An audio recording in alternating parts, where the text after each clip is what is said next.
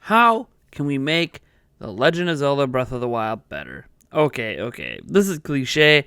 There's been topics like this before. Heck, there's been topics like this dating back to 2017. For those who don't know, Breath of the Wild is my favorite Zelda game of all time. In fact, it's my favorite game of all time. I don't think there's a single game I have ever played that I enjoy more than Breath of the Wild. Even to this day. I know, only 2 years, right? But consider this, my favorite game of all time, my second favorite game, I guess, at this point of all time, is now Secret of Mana, and that held its place in my heart and in my brain up until I played Breath of the Wild, and I played a hell of a lot of games in between, thousands and thousands of them. Now, as I sit here today, we obviously know Breath of the Wild 2 is coming, and we've talked quite a bit about it already, from my reaction to a little bit of theories, to some translations of some text, and I haven't really dove much deeper into the actual trailer yet. There might be a potential that I might have a theory, a potential theory for it working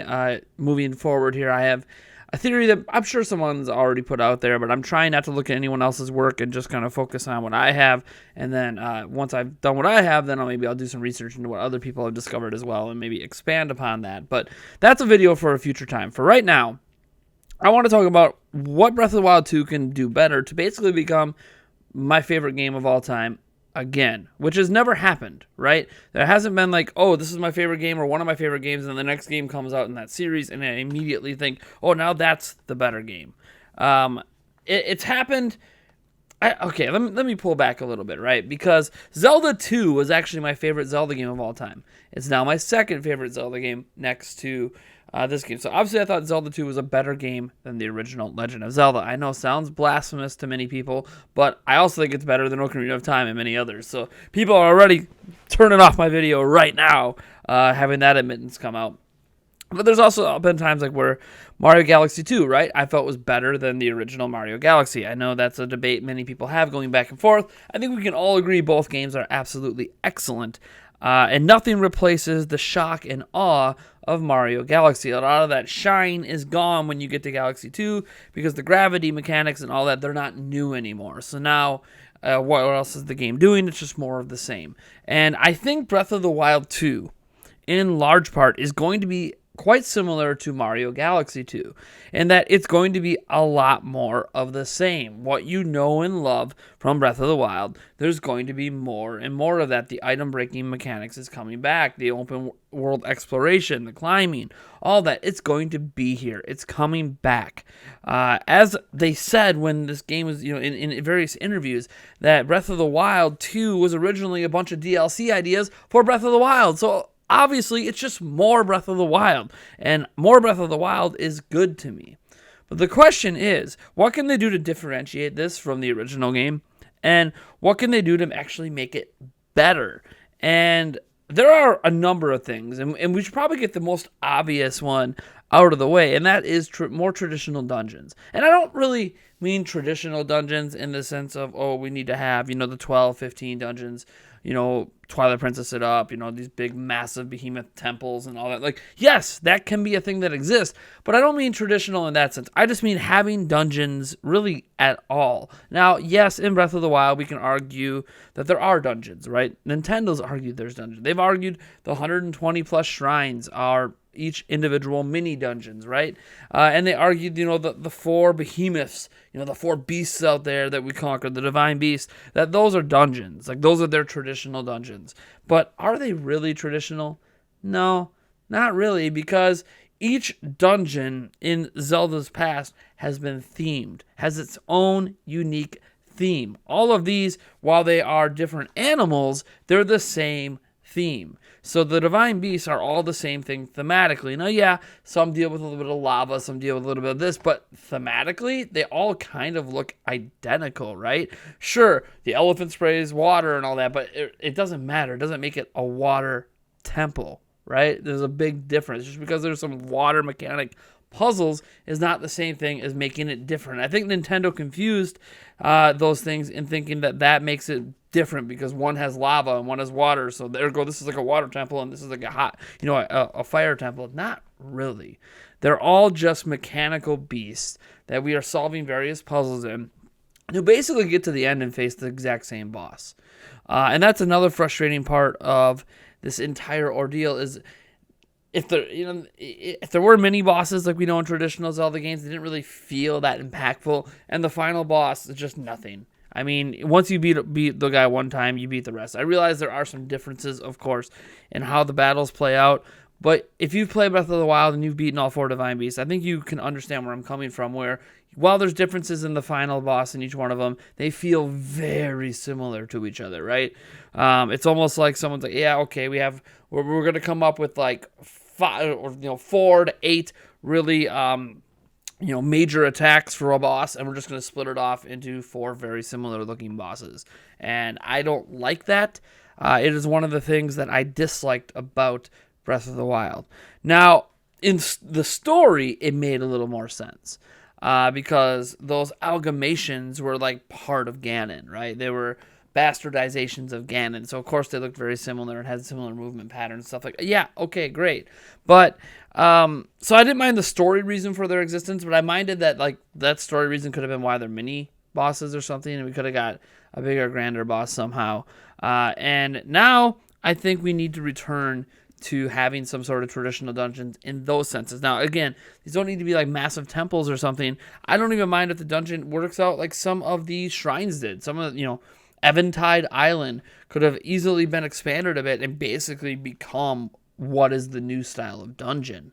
You could have had things that feel more natural into the world and seamless. In the past, all dungeons have kind of been like you walk in, and then, the screen goes black and it's loading in a new zone. They can make this a seamless transition from temple to world. Heck, you could have a temple and you're up in like one of the upper balconies and you can actually just jump off and glide away back into the overworld. We've never been able to do that in a Zelda dungeon before. Heck, we've never been able to climb in a traditional Zelda dungeon before. So I feel like there is a lot of things to do here with dungeons that can really make them unique and different from how we've ever experienced a dungeon before. Heck, imagine being able to climb up like a temple. I know I said, they don't have to make temples, but if there was one temple in the game, imagine being able to climb up and enter the dungeon from a different area, right? Imagine the possibilities that how that can change up how you tackle that dungeon if you enter from a different spot than what you normally would. And not only do you enter it because, where we used to be able to do it in the past where you would glitch, but because the game just lets you. It's just part of the game. You're able to tackle that dungeon in multiple paths, in multiple ways, kind of like we could tackle the overworld, right? So how Breath of the Wild was so great is it gave you the freedom to do anything, go anywhere you want. Imagine being able to do that with the dungeons. If they could take this concept and apply it to the dungeons, which is very difficult to do, but if they're using the same overworld or a very similar overworld, this gives them more time to focus on content like dungeons.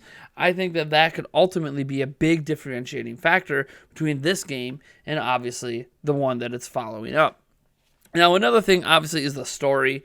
They can do a much darker story. It definitely appears, at least initially, that Link and Zelda spend quite a bit of time together in this game, which is fine because assuming this takes place after Breath of the Wild, like they keep telling us it does, they do spend a lot of time together. They're basically not seen, they're always together after the game ends. So in that little post game stuff. So. It's interesting to see how that relationship can manifest. What changes? Are there going to be parts of this where he plays Zelda, parts of this where he plays Link? That's obviously something that we could debate about sometime. But that's not really the changes story-wise I'm looking at. I'm talking about more about having a darker story, right? So like, all of the direct sequel Zelda games have a history of having a darker story. Zelda 2, direct sequel to The Legend of Zelda. Much darker story of a prince going, crazy and yada yada and trying to get all power hungry. You have Zelda who's literally asleep like the entire adventure and you don't know if she's going to wake up. And there's just a lot more darkness going on in that game in comparison to Zelda 1. The last time that we saw a direct sequel of this type, you can argue Spirit Tracks, Phantom Hourglass. Although I'm going to excuse Phantom Hourglass as not that traditional sequel because it went to a completely different platform that was less powerful than the one that the Wind Waker was on. So it was a really interesting transition, but I think they were more focused on making the Wind Waker style gameplay work on a touchscreen than they were focused on making a more compelling story. I know some of you out there love Phantom Hourglass. To me, it's the worst Zelda game ever made, but Setting that one aside, the last time that we really saw it was Majora's Mask. And Majora's Mask is severely darker than Ocarina of Time. And Ocarina of Time already had a lot of darkness in it. There's literally an apocalyptic Hyrule. And I'm not talking about post-apocalyptic like Breath of the Wild, where we're many years in the future and things have been destroyed and are ruined like that. Like, we're in the middle of the apocalypse. Like 7 years into the apocalypse. And like things are still burning. And it's crazy. And somehow Majora's Mask was even darker than that. So I think having a darker story and telling that story a little differently. I liked how Breath of the Wild handled story. I liked the cutscenes. I like the nature of Link doesn't remember anything because it's been so long. And he's getting his memory back through not only just going all over Hyrule and discovering things and reading in notebooks, but also through the cutscenes. And I actually am one of the people, maybe one of the few people that really enjoyed Breath of the Wild's take on open world Zelda, and how story worked and how, hey, it is optional. It's kind of like anything. Like, you forget your memory, you hit your head and you forget stuff. Like, sometimes bits and pieces come back to you at different times, or they don't come back at all, depending on how your life goes. So I like that about Breath of the Wild, and I really enjoyed that form of storytelling, even if I didn't like that it really didn't make the big bad guy Ganon feel all that foreboding, because there was no consequence to just taking your time and wasting time. Like the game starts off making you feel like you need to rush to Hyrule Castle because Zelda can barely hold it. But reality is, you can spend hundreds, thousands of hours, whatever, doing whatever the hell you want in Breath of the Wild. Nothing negative happens because of it. There's no consequence to your action. And there was consequence in Majora's Mask, because when you get to the end of the third day, the world ends. The moon crashes in. You lost. You failed. So I do want to see some darkness like that, where there's actually a consequence for your lack of action. Now, there could be some sort of mechanic in place that kind of lets you infinitely play, but story-wise, it would be great if there was some implications or some things that happen that you need to reverse somehow if you are taking your sweet time. And I don't know what those implications could be, but they need to be built into the story. And the game already feels darker just from that trailer, from having what looks like basically a decaying body, a body that's been decaying for a long time, held in a dark place, held down with an ominous spell, it looks like, and like snapping back to life with the glowing eyes. And there's just this dark feel to what's going on. Everything feels like, yeah, you saved Hyrule, but have you really? Have you really? There's a darkness even greater than what you faced, and this darkness is coming. And so I feel like story needs to be a bigger thing in this, and that does mean there might be a bit more linearity to the game. Not in terms of you'll still be open and you'll be able to pretty much go where you want, I assume, but there's going to be some aspects of the story that are more interactive, I feel like. Rather than being memories, these are things happening now. And I feel like that's going to make a big difference in the story, and it's a way that they can improve upon how the story worked in the past. I think, from the dungeons to the storytelling, those are two big things that can really make this impactful. And obviously, story is always the big thing. Anytime you have direct sequels, Uncharted 1, 2, 3, and 4, it's the story that really pushes things forward, right? You know how Uncharted's going to play gameplay-wise. You get it. Yeah, it might look more beautiful this time around on new hardware or this and that, but you generally know, hey, Uncharted plays like Uncharted. So what are the big differences? They are usually come from, obviously, the gameplay scenarios presented to you, even if the gameplay feels familiar, and then the story. And I feel like having a deeper, darker, more interesting story with characters that stick by you, and that could really make this game better. Now, another thing, and this isn't going to happen, but I want it to, full voice acting in the entire game. I mean, for Link or not for Link, I don't really care, but for everyone else in the game, to me, would be such an enhancement over what we got in Breath of the Wild. See, Breath of the Wild was a tease. It was a tease. You got voice acting for some of the big characters for part of the time, and then you go talk to them later, and it's just bad traditional text. Like Sidon, how cool would it have been for Sidon to actually be voice acted in the entire game? And I get that it costs a lot of money to do that, to hire the voice actors for long enough to get all those recorded. It makes the game files bigger, but I don't care. I think the sacrifice is worth it. I think it's another way that you could show that, Breath of the Wild was the first time you really saw Nintendo embrace voice acting for Zelda, and now I want to see them expand upon it. I'm like, okay, fine. What they did in Breath of the Wild, fine, but I want to see more of it. So I want a fully voice game. I want to walk up to Beetle when he's selling stuff and have him actually talk to me. Not just be like, hey, like actually the words you are saying to me, physically speak them to me. Yeah, maybe you can offer ability to skip it, but that's what I'm saying. Like, I want to see that kind of interaction with every character in the game. And I know you might say, that's crazy. They can't do that. The Witcher 3 does it. So if CD Projekt Red can do it, they can do it. Okay, this is a very common thing that happens in open world games that are voice acted, that everyone's voice acted, period. From the most random NPC to the major characters, everyone's fully voice acted throughout. No reason they can't do that with Breath of the Wild, and that would make it better in the Breath of the Wild 2 than the original Breath of the Wild. Beyond that, I know some people always talk about the weapon breaking mechanics. I think they're still going to be there. I think they're going to offer an ability to forge weapons. So we've been able to do it in the past a little bit in like Majora's Mask, and I think taking that cue even further, you'll be able to have a select amount, if not every weapon, be possible to be repaired. So you'll have your normal gear, and then you'll have what's like a broken section, and you'll be able to go, either someone else in the game will be able to forge it, or you'll be able to learn how to forge weapons yourself and do repairs with certain materials, gathering certain minerals and stuff like that, the kind of metals you need to repair things. I think that is something that's going to be in this game, and I think those 4 aspects alone are going to make this a better game than the original. And this is keeping a lot of the original stuff. Like, I do think shrines in some fashion might come back. I do think Korok seeds in some fashion might come back. Personally, I like to see them replace Korok seeds with something better. But some sort of collectible like that is going to be in the game. And the world, we could talk all day about it being in the same world of Breath of the Wild, so it's going to look very similar. And that's true. But I honestly think that they need to keep that world there, right? Make it so maybe it's there and you can kind of go through it and do whatever if you want.